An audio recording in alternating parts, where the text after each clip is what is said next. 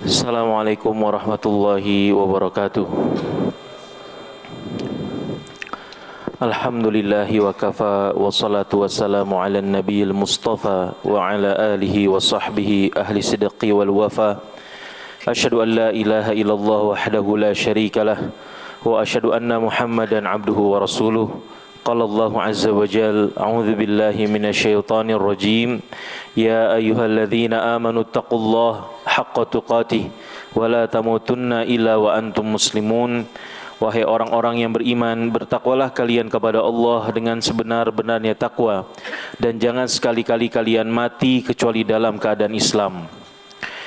Ikhwas sekalian, hadirin dan hadirat yang dirahmati oleh Allah Subhanahu wa taala, pertama-tama marilah kita panjatkan selalu puja dan puji syukur kita kehadirat Allah Subhanahu wa taala atas limpahan rahmat dan karunia-Nya kepada kita yang tak terhingga jumlahnya. Salawat dan salam marilah kita curahkan kepada junjungan kita, suri tauladan kita, Nabi kita tercinta Muhammad sallallahu alaihi wasallam, beserta kepada seluruh keluarganya, seluruh sahabatnya dan umatnya. Bapak-bapak dan ibu-ibu sekalian, segala puji bagi Allah dengan beribu-ribu nikmatnya atas kita. Kita kembali bisa dipertemukan oleh Allah Subhanahu wa taala dalam majelis ilmu kita, majelis ilmu pekanan kita di salah satu masjid di antara masjid-masjidnya Allah Subhanahu wa taala yang kita cintai ini. Maka tak bosan-bosannya saya mengingatkan diri saya pribadi yang berbicara di sini dan antum yang hadir semua untuk mengikhlaskan niat kita baik-baik, sehingga keberkahan-keberkahan ilmu bisa kita dapatkan berupa pemahaman yang baik, pemahaman yang benar, kekuatan selalu untuk beramal soleh, dan kemudian kita harapkan kepada Allah Subhanahu wa taala bahwa jerih payah kita dalam menuntut ilmu membuahkan kepada kita keistiqomahan di atas dinullah, di atas agama Allah Subhanahu wa taala hingga akhir hayat kita. Baik teman-teman sekalian, kita akan melanjutkan pembahasan dari Syarah Al-Arba'in An-Nawawiyah yang disyarah oleh guru kita Al-Ustadz Firanda Andirja hafizahullah ta'ala. Kita sudah sampai ke hadis ke-15, di mana hadis ini diberi judul oleh muallif hafizahullah ta'ala dengan berkata baik atau diam. Berkata yang baik atau diam. Salah satu akhlak fundamental bagi seorang muslim adalah ketika dia bisa menimbang-nimbang, ya, ketika dia harus berbicara, apa yang keluar dari mulutnya. Maka seorang muslim yang baik, pribadi muslim yang baik, dia ada yang punya kapasitas benar-benar bisa mengukur konsekuensi dari setiap perkataan yang keluar dari dalam mulutnya, dari lisannya. Ya, maka Rasulullah sallallahu alaihi wasallam bersabda, kita baca dulu halaman 257. An Abi Hurairah radhiyallahu anhu anna Rasulullah sallallahu alaihi wasallam qala man kana yu'minu billahi wal yaumil akhir falyaqul khairan aw liyasmut. Dari Abu Hurairah bahwasanya Rasulullah SAW bersabda, barang siapa yang beriman kepada Allah dan hari akhir, maka hendaknya ia berkata yang baik atau diam. Ya, dan sebagaimana kita sudah sebutkan pada pertemuan yang lalu bahwa kapasitas seorang muslim untuk menahan lisannya, ya, dari perkataan yang tidak baik adalah salah satu barometer dari baiknya keimanan mereka. Ya, kalau kita mau mengetahui bagaimana kapasitas kita, keimanan kita, sejauh mana kita baik keimanannya, maka diukur dari apa? Dari bagaimana kita memanage lisan kita. Ya, dan ikhwas sekalian, banyak sekali saya temukan terutama di media sosial, ya. Orang-orang yang notabene sudah ngaji, sudah melintang banyak di dalam majelis-majelis ilmu, tetapi lisannya problematik, ya. Lisannya bermasalah.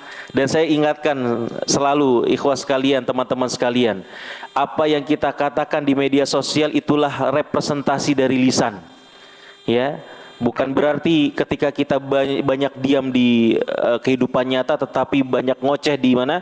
Di media sosial berarti kita orang yang menjaga lisan, tidak.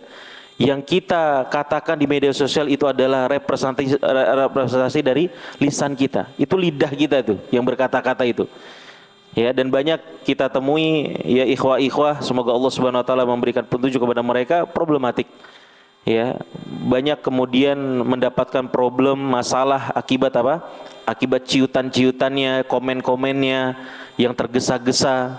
Maka jangan sampai ikhwas sekalian, kita yang penuntut ilmu, para tulabul ilm hilang akhlak ini atau tidak mengenali akhlak yang luar biasa pentingnya ini. Yaitu ketahui kapan kita berbicara, kapan kita harus berbicara, kapan kita harus diam.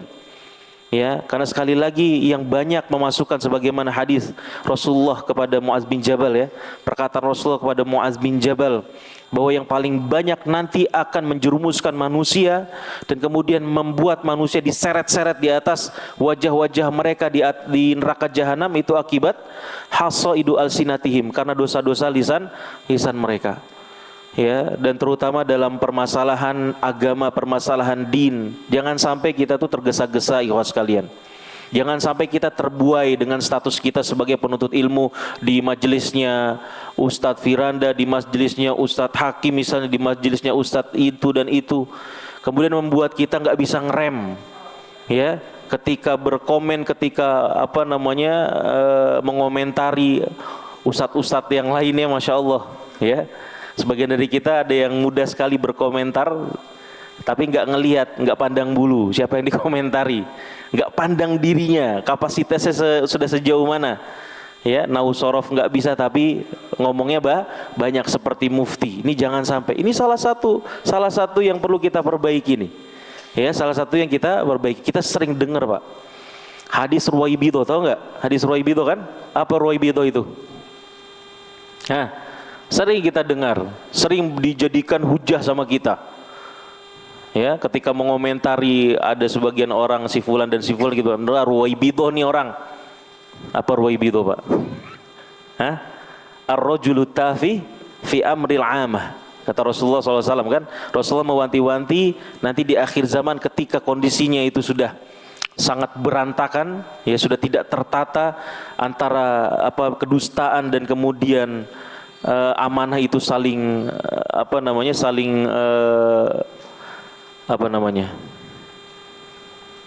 ya sudah tidak teratur lagi lah. Orang saat itu pendusta dibilang jujur, orang yang jujur dibilang pendusta, sudah carut marut. Ketika itu kata Rasulullah, wayantiqu fiha ruwaibidho.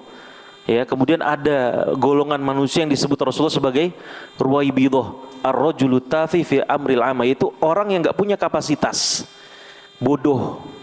Gak punya kapasitas dia, tapi berbicara dalam urusan-urusan besar. Ya, dan urusan terbesar bagi seorang muslim apa? Urusan agama, urusan ad-din. Kita sering bawa hadis ini, ya, tapi jangan-jangan, Pak, jangan-jangan yang disebut ruwaib itu diri kita sendiri. Benar gak?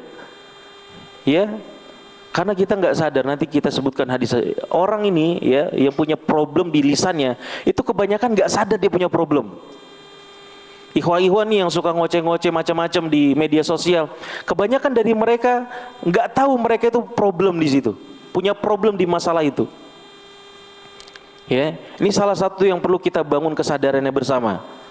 Ya, sebagai tulabul ilmi, sebagai orang penuntut ilmu, sering banyak tahan-tahan lisan kita.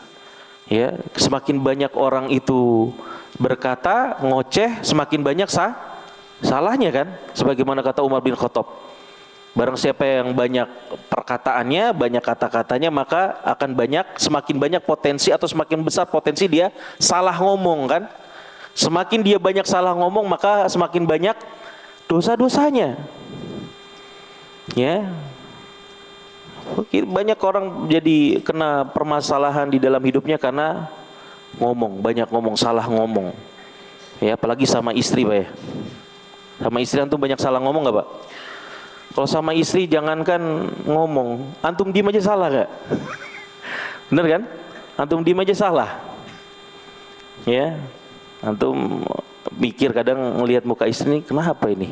Ada yang salah ini. Salah apa saya? Ngomong apa tadi? Ternyata antum bukan salah ngomong, antum diem. Karena antum apa? Karena antum nggak ngomong salahnya. Habis makan nasi goreng dibikinin istri, nggak ngomong apa-apa. Salah. Nah, ini lisan ini adalah sumber apa? Sumber problem.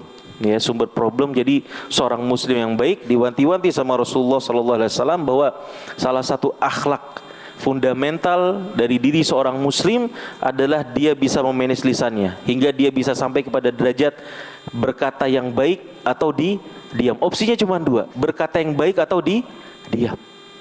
Ya. Dan hati-hati juga, sekali lagi hati-hati Pak, ya para tulabul ilmi, jangan sampai kita terbuai dengan status kita sebagai penuntut ilmu. Ya, jangan sampai suka nggak ngerem ketika ngomong di media sosial. Sudah, kalau memang itu urusan besar, serahkan kepada orang-orang besar. Ya, artinya orang punya kapasitas, jangan kemudian kita ikut campur.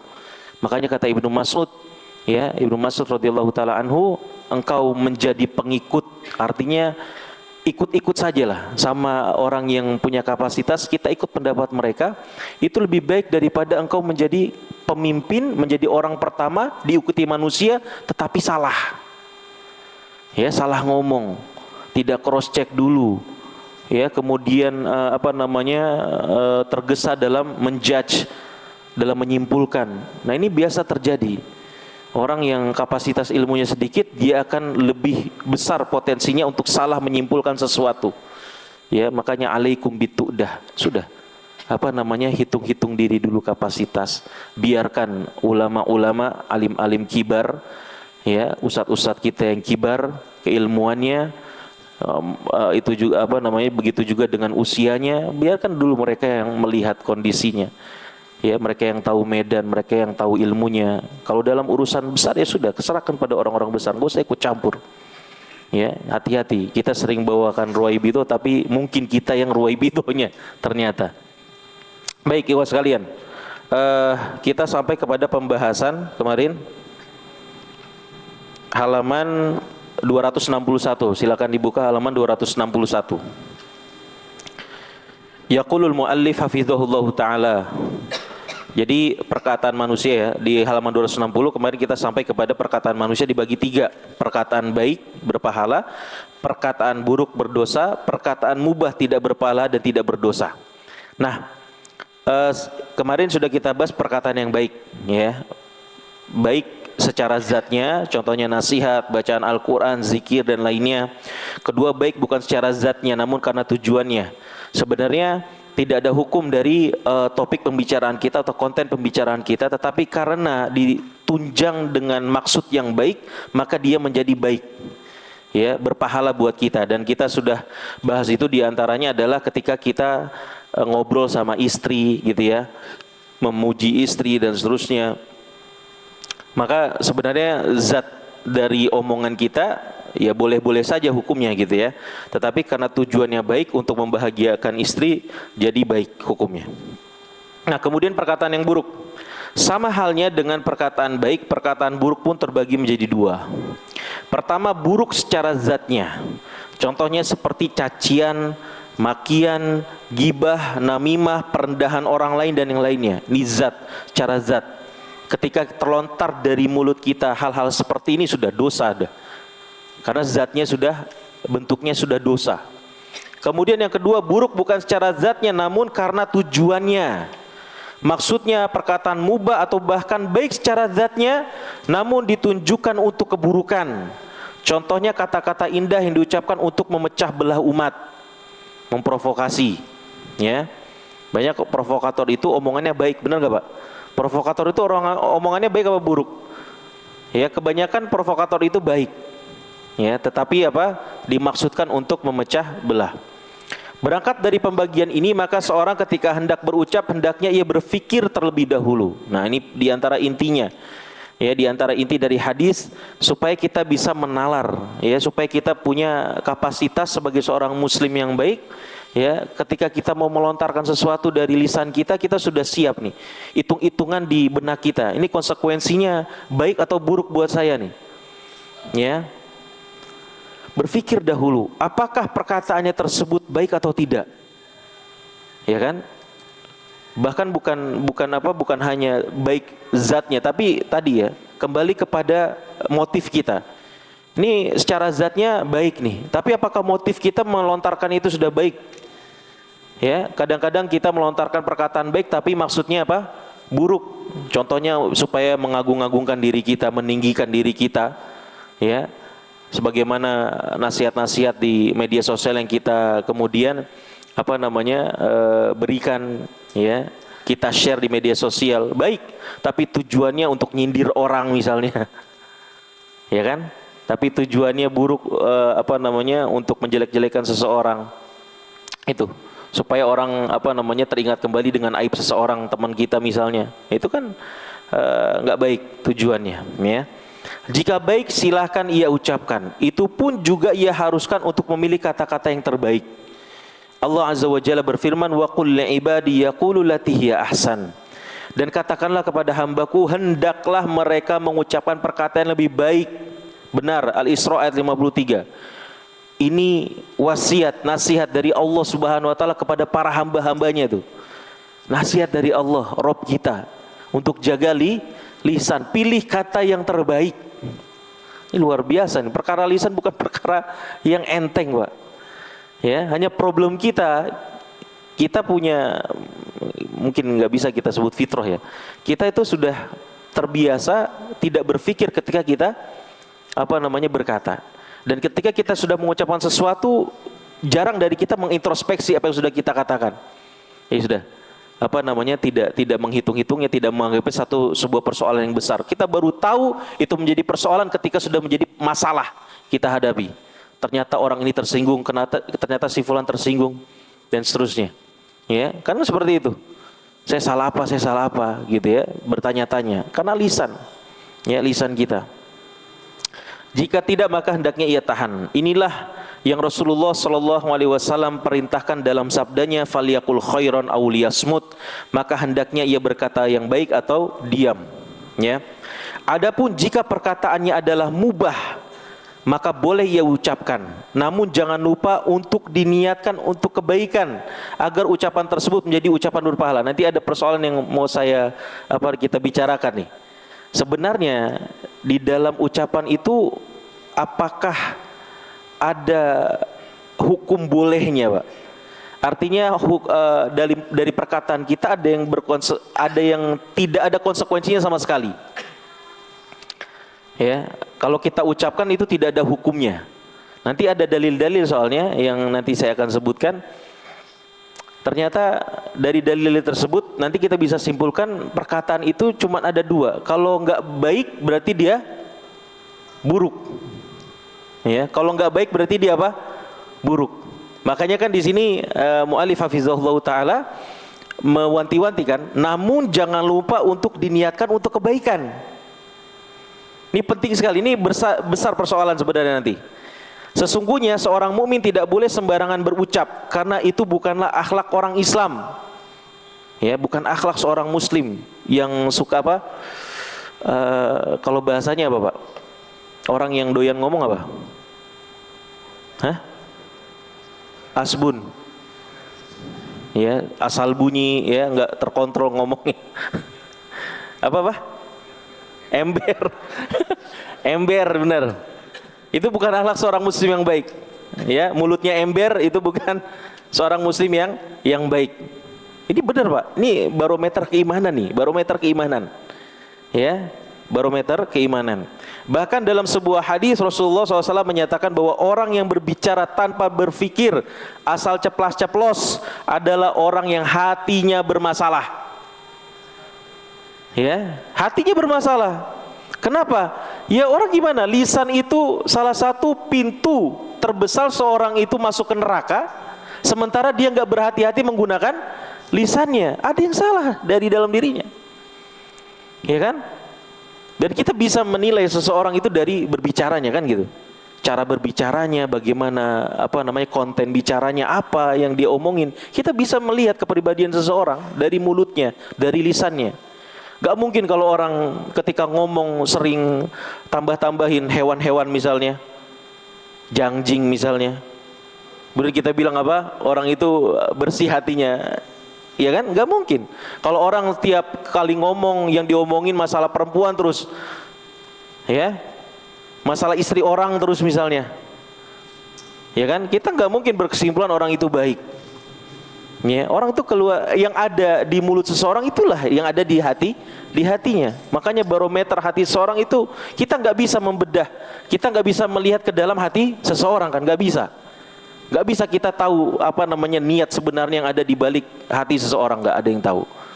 Ya, tetapi lisannya yang kita lihat. Kita nggak bisa menilai hati orang ini baik atau tidak kecuali dari perkataannya, perbuatannya. Baru kita tahu apa yang ada di dalam hatinya. Makanya kalau orang ember, ceplas-ceplos, sebagaimana kata mu'alif hafizahullah ta'ala, hatinya bermasalah, hati-hati. Rasulullah SAW bersabda, la yastaqimu imanu abdin hatta yastaqima qalbuh, wa la yastaqimu qalbuhu hatta yastaqima lisanuh. Kata Rasulullah SAW, tidaklah seorang hamba istiqomah imannya hingga istiqomah dalam kolbunya, dan tidaklah istiqomah kolbunya hingga istiqomah lisannya. Ya, jadi orang nggak bisa sampai derajat istiqomah, benar-benar istiqomah, kalau lisannya nggak baik. Ya, tidak harus semua yang terbetik dalam hati kita harus diungkapkan. Ya, ini problem kita juga nih. Ada sedikit unek-unek langsung di storyin. Ya, langsung di mana? Status WA bikin. Ya, lagi nggak enak sama si fulan langsung bikin status. Ya, nggak bisa seperti itu. Ya, tidak semua yang terbetik dalam hati kita, yang kita rasakan dalam hati kita tuangkan ya dalam bentuk omongan, lisan. Apalagi kalau itu berpotensi menyinggung orang lain. Ya, jangan kemudian mengambil resiko seperti itu. Orang yang hebat bukanlah orang yang banyak bicara, Pak. Dari dulu di peradaban itu orang yang bijaksana, ya, itu tergambarnya orang yang banyak bicara atau orang yang banyak diam. Pak, banyak diam. Orang yang penuh dengan hikmah dirinya, itu dia akan banyak diam. Kenapa? Diamnya dia itu berpikir. Ya kan, sebagaimana kasus yang kita ceritakan kemarin kan, yang ada orang mengatakan kepada istrinya, kalau bulan lebih cantik daripada anda tertalak 3. Kumpul semua para fuqaha di zamannya Al-Ma'mun ya. Ya, di zamannya Al-Ma'mun. Kumpul semua fuqaha dari lintas madhab. Ini jatuh talak apa enggak? Semuanya ngomong, belum musyawarah ini jatuh talak apa enggak. Hingga mereka bersepakat. Cuman satu orang yang dilihat sama Al-Ma'mun diem saja dari tadi. Ente kenapa enggak ngomong? Ya, sekalinya ngomong Masya Allah. Ya, sekalinya ngomong benar sadid. Karena penuh dengan perhitungan. Ya, dia bilang wahai Amirul Mukminin, ini enggak jatuh talak. Kenapa? Manusia itu ya makhluk yang paling sempurna, lebih indah daripada bulan. Ya. Wa qad khalaqnal insana fi ahsani taqwim. Ya, kami sudah menciptakan manusia dalam bentuk yang sebaik-baiknya. Ya, bentuk sebaik-baiknya. Akan tetapi orang yang hebat adalah orang yang memikirkan apa yang akan ia ucapkan. Apakah ucapan tersebut baik atau buruk? Nih. Ya, jadi barometer orang yang imannya baik adalah orang yang bisa memikirkan apa yang akan keluar dari lisannya. Berkata baik atau diam? Berkata yang baik atau diam. Ini pilihannya 2 saja. Ya, pilihannya dua saja. Kalau enggak baik berarti enggak perlu dikatakan, maksudnya seperti itu. Berdasarkan sabda Rasulullah SAW, maka hendaknya ia berkata yang baik atau diam. Para ulama mengatakan bahwa berkata yang baik dan diam adalah ibadah. Sebab keduanya diperintahkan oleh Rasulullah SAW. Berkata yang baik ibadah, diam pun juga ibadah. Karena dua-duanya diperintahkan oleh Rasulullah SAW. Falyaqul khairan aw liyasmut. Hendaknya dia berkata yang baik atau hendaknya dia diam. Ya, akan tetapi para ulama bersilang pendapat, manakah yang lebih utama dari keduanya? Berkata yang baik atau diam? Ya, ini jadi persoalan di antara para ulama, berikhtilaf mereka. Mana yang lebih utama? Berkata yang baik atau diam? Sebagian ulama mengatakan bahwa berkata yang baik lebih utama. Kenapa? Mereka beralasan bahwa perkataan yang baik memberikan manfaat kepada orang yang berucap, juga kepada orang lain. Ya, kalau perkataan kita baik kan kebaikannya buat diri kita juga, sama orang yang mendengarkannya. Ya, adapun dia manfaatnya hanya untuk diri kita sendiri. Ya. Sebagian ulama lain mengatakan bahwa diam lebih utama. Mereka berdalil dengan nasihat Luqmanul Hakim kepada putranya, ya bunai, ma nadimtu ala somti qattu, wa in kana al-kalamu min fiddah fas-sukutu min dhahab. Wahai anakku, aku tidak pernah menyesal atas sikap diamku. Artinya dia gak pernah nyesal ketika dia memilih untuk diam, gak pernah menyesal. Seandainya bicara adalah terbuat dari perak, maka sungguh diam terbuat dari emas. Ya, dalam sekali ini. Ini antum hafalkan, ya. Sungguh sarana untuk berbicara sangat terbuka di zaman ini, ya. Hanya dengan menggerakkan jari jemari maka kita mampu berbicara, mengomentari segala urusan. Apa yang kita cari banyak dari bawah komentar, nih, pertanyaan kepada diri kita, para aktivis media sosial. Ya, apa yang kita dapatkan dari banyak berkomentar, itu hanya akan menyisakan kepada kita tanggung jawab di akhirat kelak. Ya, di akhirat kelak. Apakah agar kita menjadi terkenal dan banyak pengikut? Nah, followers. Ya, ini fitnah nih. Ya kan? Karena disetting sama yang punya aplikasi, notabene orang-orang kafir yang mau punya banyak followers harus aktif ngapain? Aktif ngomong, aktif komentar, ya, komentarnya bagus dikasih love sama orang, dikasih like sama orang, ya. Banyak orang-orang yang obsesinya seperti itu. Dia pengen ketika ada satu postingan dia langsung menyiapkan komentar terbaiknya supaya disukai banyak orang. Penyakit seperti ini. Ya, sebenarnya kalau dihitung-hitung pakai logika akal sehat, apa untungnya, Pak? Apa untungnya kita cepet-cepetan berkomentar? Gak ada untungnya. Bahkan kalau ditimbang dengan kacamata syariat, dengan kacamata akhlak Islam, salah kita. Ada yang salah dari diri kita. Ya, kalau setiap isu kita mau menjadi orang paling pertama mengomentarinya, ini buruk, akhlak yang buruk, nggak benar seperti itu.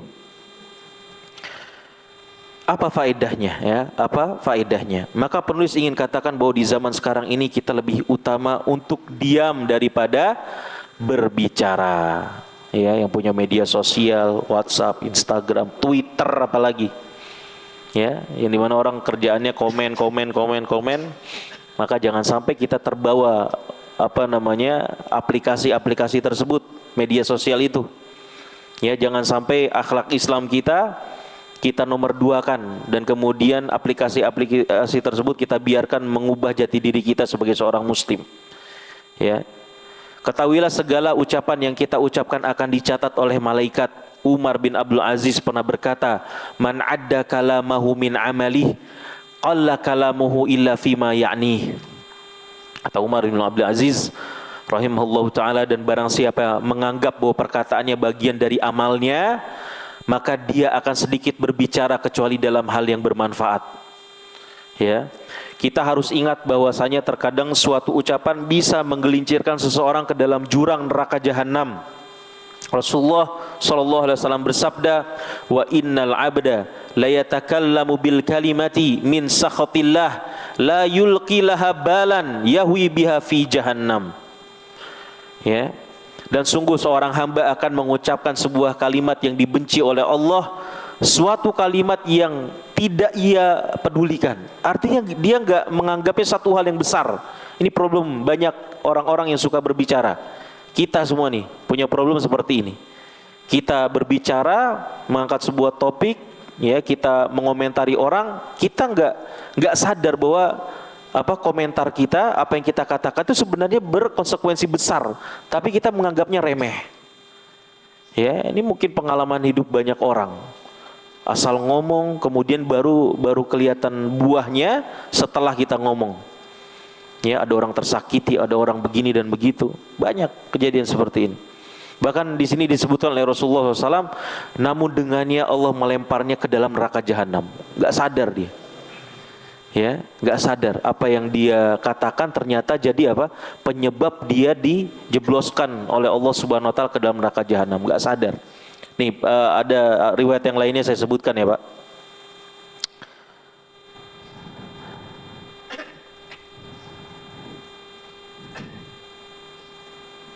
Kata Rasulullah sallallahu alaihi wasallam, "Inna ahadakum la yatakallam bil kalimati min ridwanillah ma yadhunnu an tablugha ma balagat fayaktubullahu biha ridwanahu ila yaumil qiyamah." Ya, kata Rasulullah SAW, sesungguhnya seseorang di antara kalian ada yang mengatakan sebuah kalimat, perkataan yang baik, ya, yang mengundang ridwan atau ridhonya Allah Subhanahu wa taala, dan dia enggak menyangka bahwa perkataan baiknya yang penuh dengan perhitungan dia ketika sebelum dia ucapkan, ternyata perkataan dia tersebut mendatangkan ridho Allah Subhanahu wa taala sampai dia bertemu dengan siapa? Dengan Allah Subhanahu wa taala. Wa inna ahadakum la yatakallamu bil kalimat min sakhatillah ma yadhunnu an tablugha ma balagot. Ya, ini persoalan banyak dari kita ngomong, ya, dan kemudian kita enggak mempedulikannya, artinya tidak mengambil satu hal yang besar, ternyata perkataan tersebut menyampaikannya kepada sebuah derajat. Apa derajatnya? Sakhatullah. Murkanya apa? Murkanya siapa? Murkanya Allah Subhanahu wa taala sampai dia bertemu dengan Allah Subhanahu wa taala. Ya. Makanya dalam sebuah hadis juga diriwayatkan dari Ummu Habibah, Rasulullah SAW bersabda, "Kalamu bni Adam alaihi la lahu." Ya, sejatinya perkataan Ibnu Adam itu berpotensi akan merugikan dia, tidak menguntungkan dia.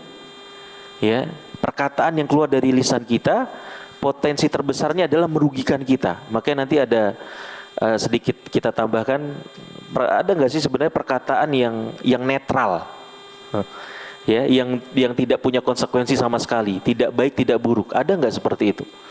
Karena Rasulullah SAW bilang apa? Kalamu bni Adam alaihi la lahu. Perkataan anak Adam itu potensinya, posisi terbesarnya adalah merugikan dia, bukan menguntungkannya. Illal amru bil ma'ruf, kecuali amar ma'ruf, ketika dia berbicara dia mengundang orang untuk mengerjakan kebaikan, wa nahyu anil munkar, dan kemudian mencegah dari perbuatan yang mungkar, wa dzikrullahi azza wajal, dan kemudian zikir kepada Allah azza wajal, ya. Nah, sekarang Pak, ada enggak perkataan yang netral Pak sebenarnya? Ya, yang tidak berimbas kepada kita, baik atau buruk. Ada enggak Pak? Dalam sebuah riwayat diriwayatkan oleh Ibnu Abi Dunya, ya, Rasulullah sallallahu alaihi wasallam bersabda, "Ya Muadz, thaqilatka ummuk, wa hal taqulu syai'an illa wa huwa laka au 'alaika." Kata Rasulullah SAW, "Wahai Muadz, sesungguhnya, ya, opsi dari perkataanmu itu cuma dua." Kata Rasulullah SAW, ya, yang pertama berpotensi merugikanmu, yang kedua berpotensi apa? Memberikan keuntungan kepadamu. Cuma dua ini. Ya, makanya para ulama membahas, sebagian ulama berpendapat enggak ada perkataan yang netral, enggak ada. Kalau kita berkata itu baik, ya, kalau kita berkata, opsinya adalah kita berkata baik. Kalau kita enggak berkata baik, berarti kita berkata apa? Buruk. Konsekuensinya cuma dua itu. Ya, konsekuensinya cuma dua. Sebagaimana sabda Rasulullah SAW dalam riwayat Imam Ahmad, "Innaka lan tazal saliman ma sakat fa idza takallamta kutiba laka au alaika." Kata Rasulullah SAW, kalian, posisi kalian itu senantiasa dalam keselamatan selama kalian bisa diam. Kalau kalian sudah buka mulut kalian, ya, maka kemungkinan cuma dua. Kalian mendapatkan pahala atau kalian mendapatkan dosa. Ya, kalian mendapatkan pahala atau kalian mendapatkan dosa. Dan kemudian Rasulullah juga pernah bersabda, "Man samata naja." Barang siapa yang diam maka dia selamat. Ya, selamat. Hadis tersebut hadis riwayat Imam At-Tabrani, ya. Dan kemudian Rasulullah SAW juga pernah bersabda, "Kalamu bni Adam alaihi lalahu illal amru bil ma'ruf wa nahyu 'anil munkar wa dzikrullahi azza wajalla." Hadis ini hadis hasan, ya. Nah, di sini pembahasan yang disebutkan oleh para ulama. Jadi sebenarnya, ya, ini pendapat sebagian ulama, enggak ada perkataan yang benar-benar netral. Ya, semuanya pasti punya implikasi entah buruk entah baik atas kita. Ya, makanya di dalam hadis juga riwayat Ibunda Aisyah radhiyallahu taala anha, beliau pernah mendengar Rasulullah SAW bersabda, "Ma min sa'ah tamurru bi ibni Adam lam yadhkurillah fiha bi khair illa hasara indaha yaumal qiyamah." Ya, tidaklah berjalan satu saat dari mana, dari waktu hidupnya seorang hamba Allah Subhanahu wa taala di mana tidak ada zikir di dalamnya, tidak ada muatan kebaikan di dalamnya, kecuali nanti di hari kiamat dia akan menyesali. Ya, karena setiap waktu hidup kita akan dimintai pertanggungjawabannya. Dan kita saat menghadap Allah Subhanahu wa taala mempertanggungjawabkan amal perbuatan kita, kita butuh banyak sekali kebaikan. Ya, dan waktu hidup sudah berlalu. Maka yang ada saat itu adalah penyesalan dan penyesalan. Ya, makanya kalau kita kemudian melihatnya dari sudut pandang waktu saja yang Allah berikan kepada kita, maka sejatinya nggak ada orang-orang yang beruntung dengan waktunya. Ya, disampaikan oleh Imam Al-Qurtubi ketika membahas surat Al-Asr, ketika sesungguhnya manusia itu dalam kerugian. Dalam waktu kita rugi semuanya, Pak, nggak ada yang untung. Kalau kemudian waktu yang Allah berikan kepada kita, kemudian kita gunakan untuk maksiat, maka ini adalah penyesalan di atas penyesalan yang akan kita sesali nanti di akhirat. Akan kita sesali. Ya, kemudian kalau waktu itu kita gunakan untuk sesuatu yang mubah, artinya tidak ada konsekuensi baik atau buruknya, rugi nggak? Rugi juga, karena terbuang waktu itu tanpa menghasilkan kebaikan.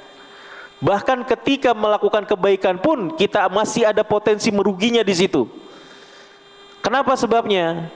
Ya, karena bisa jadi ketika kita melakukan kebaikan dengan waktu kita, seharusnya kita bisa mempersembahkan kepada Allah kebaikan yang lebih baik. Ketika kita berbicara saat itu dengan sebuah bicara yang baik, maka sejatinya seharusnya kita bisa memilih kata yang lebih baik lagi. Sebagaimana tadi kan, kata Allah Subhanahu wa taala berpesan, dan katakanlah kepada hambaku hendaklah mereka mengucapkan perkataan yang lebih baik, benar, ahsan. Ya, maka ada potensi-potensi. Bahkan ketika kita sholat, ya seharusnya kita bisa mempersembahkan sholat yang lebih baik lagi. Kan setiap kita sholat nih, ya Pak, sholat maghrib, sholat isya, apakah semua pahalanya sama, Pak? Enggak, ada yang cuma dapat 1/10-nya, ada yang cuma dapat sebagaimana kata Rasulullah 1/8-nya, ada yang cuma dapat setengahnya, dan seterusnya. Ya, macam-macam. Ya, maka setiap orang itu akan merugi. Ya, akan merugi dengan dengan segala apa yang dia katakan sebenarnya. Kalau dia tidak bisa mengeluarkan kata yang baik, maka sejatinya dia harus diam, ya. Makanya kata Ibnu Rajab Al-Hambali, beliau mengatakan, famin huna yu'lam annama laisa bi khairin minal kalam fasukutu anhu afdal minat takallum bihi. Ya, dari sini kita tahu, dari penjabaran tentang hadis falyakul khairan aw liyasmut, maka Ibnu Rajab Al-Hambali mengambil sebuah kesimpulan, ya, bahwa dari sini kita tahu kalau kita tidak bisa berkata yang baik, maka diam itu adalah sebaik-baik pilihan. Ya, kalau kita nggak tahu ini baik atau tidak, maka diam sudah. Ya.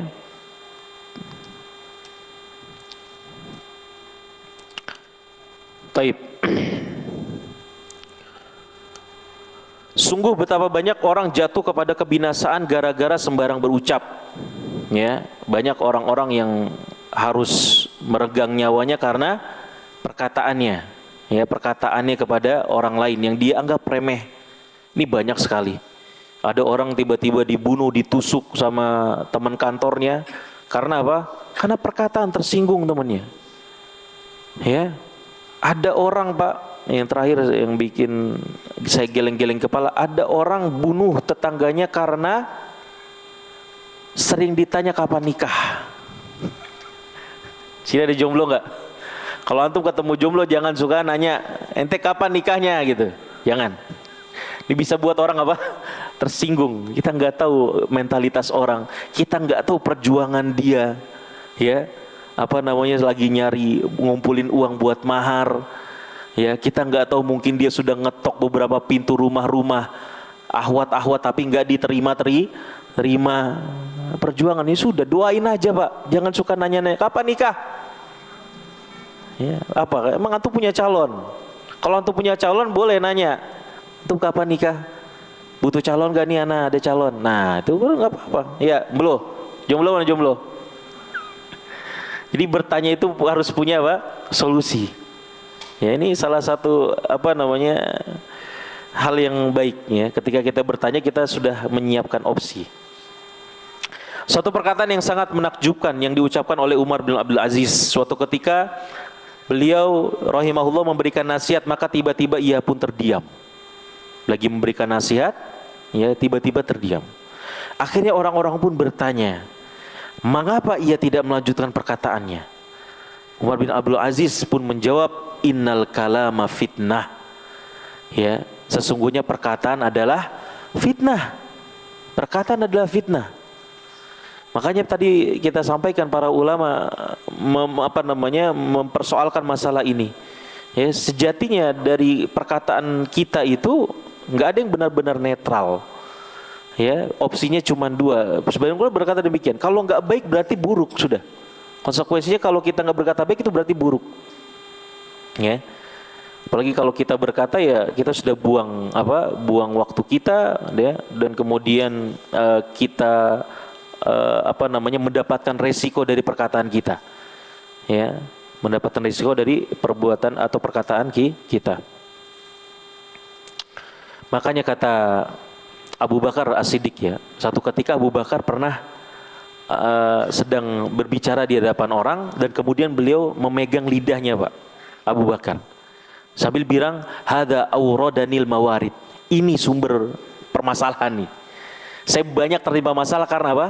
Karena ini, lisan. Itu Abu Bakar. Lagi antum yang suka ngoceh di media sosial tuh. Ya, apalagi kita nih yang suka ngoceh-ngoceh nggak jelas di media sosial. Abu Bakar aja begitu, banyak masalah. Karena apa? Lisannya. Apalagi kita, Pak. Makanya kata Abdullah bin Mas'ud, wallahilladzi la ilaha illahu. Ya, demi Allah yang tidak ada ilah selain daripada dirinya, ma 'alal ardi ahaq bitulis sijin minal lisan. Ya, demi Allah tidak ada yang berhak untuk dipenjara dengan waktu yang lama kecuali apa? Lisan, kecuali lidah kita. Itu yang paling berhak untuk dipenjara dengan waktu yang lama, kata Abdullah Ibnu Mas'ud. Ya, dan kemudian Wahab bin Munabbih mengatakan, ajma'atil hukama ala anna ra'sal hikam as-samt. Ya, orang-orang ahlul hikmah itu bersepakat bahwa Rasul hikam, pondasi daripada hikmah adalah diam. Pondasi hikmah adalah diam. Maka orang yang bijak, orang bijaksana adalah orang yang paling banyak diamnya. Ya, karena kita kalau sambil berbicara bisa mikir nggak, Pak? Hah? Kita berpikir ketika diam kan? Ya. Kalau kita berbicara, potensi kita untuk berpikir terambil dengan apa? Dengan perkataan kita. Baik. Lanjut kepada akhlak berikutnya. Terakhir ya. Idza a'jabakal kalamu fasmut wa idza a'jabaka somtu fatakallam. Nih ada lagi perkataan dari siapa nih? Hilyah Aulia, ya. Jika bicaramu membuatmu takjub maka diamlah. Dan jika diammu membuatmu takjub maka bicaralah. Ya, kadang orang-orang ada yang berpikir di dalam dirinya dan kemudian menemukan sebuah perkataan, sebuah buah pikiran yang masya Allah luar biasa nih. Kalau saya share, orang-orang akan terpesona dengan perkataan saya ini. Maka diam, jangan bicara. Kalau sebaliknya kemudian diam kita itu malah berpotensi membuat kita tinggi hati, maka luapkan, ya. Kemudian selanjutnya barometer dari keimanan baik seorang hamba adalah memuliakan tetangga, ya, memuliakan tetangga. Agama Islam adalah agama yang sangat sempurna dalam membahas masalah akhlak. Enggak ada yang sesempurna Islam dalam membahas karakter pemeluknya, enggak ada. Ya, makanya seorang Yahudi pernah bertanya kepada sahabat Rasulullah SAW, allamakum nabiyukum hatta al-khira'ah. Ya, Nabi kalian mengajarkan kepada kalian sampai urusan buang hajat. Artinya takjub dengan apa? Detailnya Islam. Sedetail itu Nabi kita Muhammad SAW menjelaskan. Ini bentuk kasih sayang Rasulullah SAW kepada kita. Tidaklah Rasulullah wafat kecuali sudah diterangkan kepada kita. Ya, bahkan dalam sebuah riwayat tidaklah burung-burung yang berterbangan di angkasa dan kemudian ikan-ikan yang berenang di lautan, melainkan sudah dijelaskan semuanya sama Rasulullah SAW. Sudah dijelaskan. Ya, kita cukupkan apa yang disampaikan oleh Rasulullah SAW. Azan ya Pak? Taib, azan dulu. Baik. Agama Islam adalah agama yang sangat sempurna dalam membahas masalah akhlak, detail. Di antara akhlak mulia yang agama Islam ajarkan adalah memuliakan tetangga. Ya, nggak ada Pak.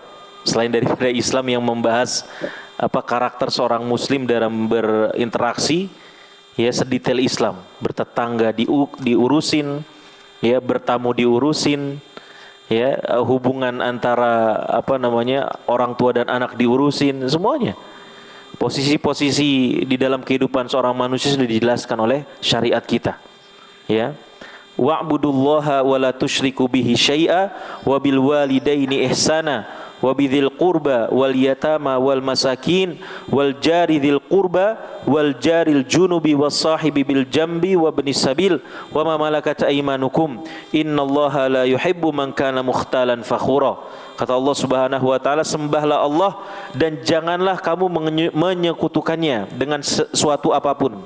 Dan berbuat baiklah kepada dua orang ibu bapak, karib kerabat, anak-anak yatim, orang-orang miskin, tetangga yang dekat dan tetangga yang jauh, dan teman sejawat, ya, ibnu sabil dan hamba sahayamu. Sesungguhnya Allah tidak menyukai orang-orang yang sombong dan membanggakan diri. Quran surat An-Nisa ayat 36. Bayang gimana tuh Pak? Masalah bertetangga diwasiatkan oleh Allah Subhanahu wa taala, bertetangga.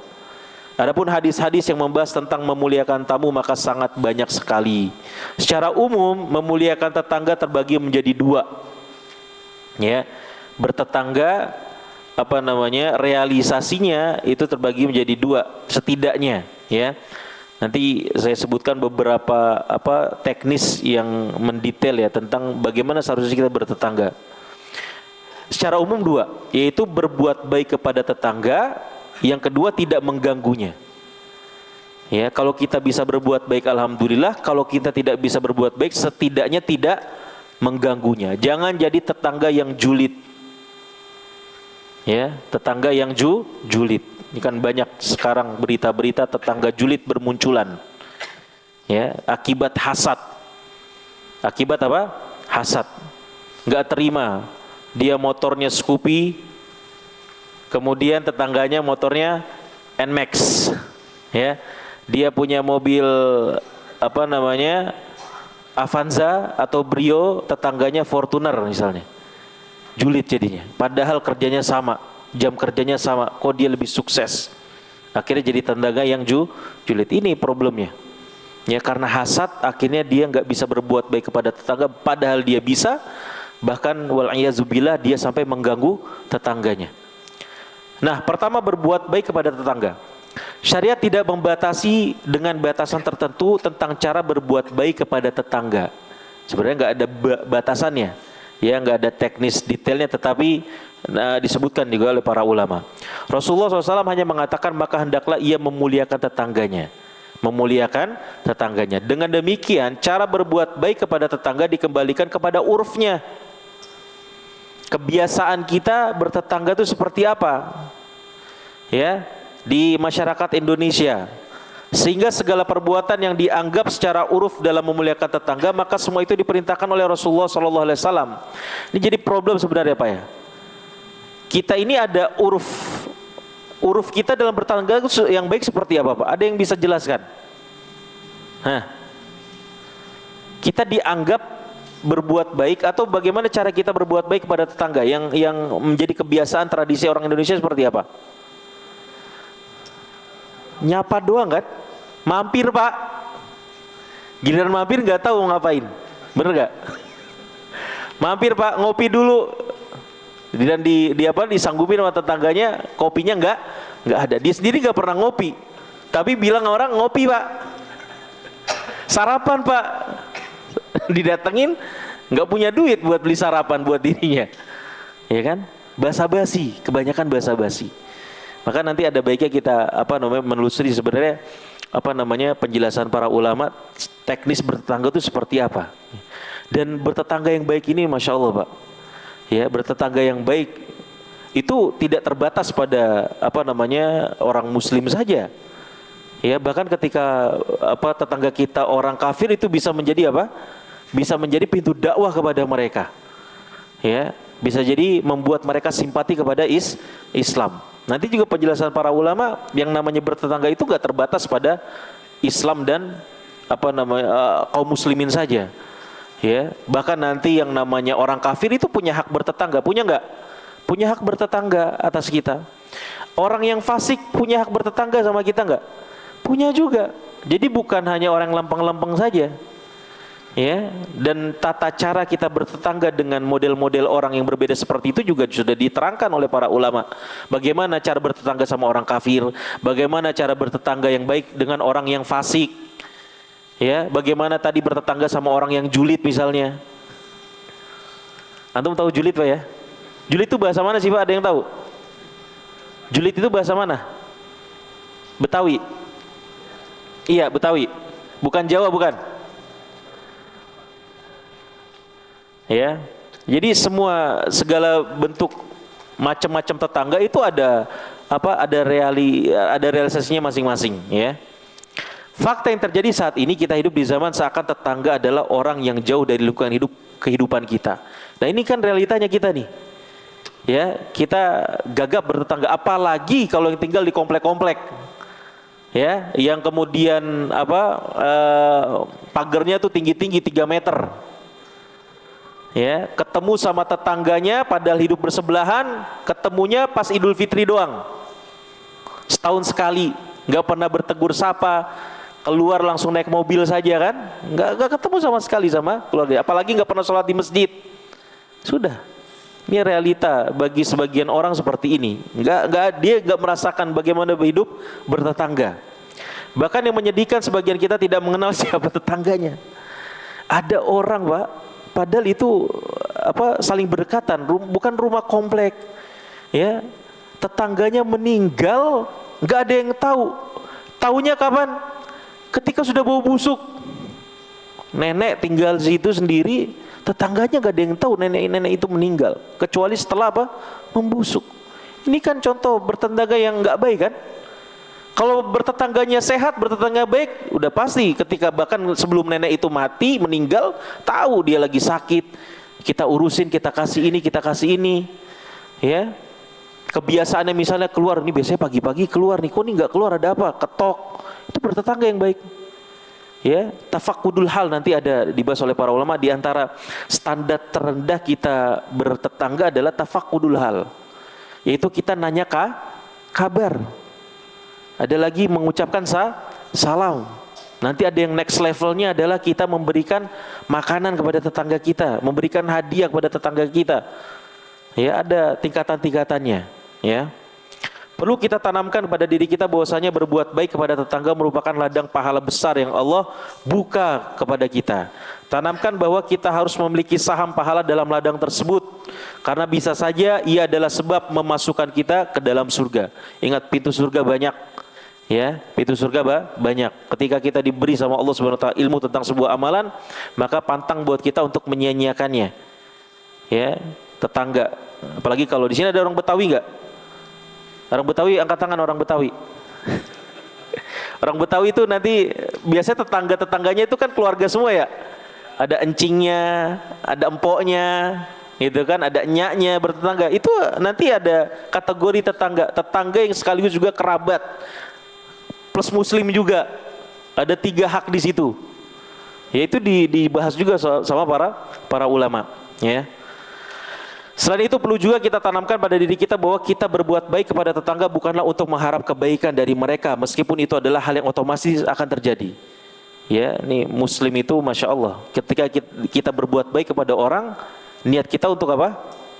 untuk Allah Subhanahu wa taala. Kita enggak mengharapkan, itu bukan bagian dari yang seharusnya ada di diri seorang muslim ketika berbuat kebaikan, niatnya supaya mendapatkan kebaikan balik.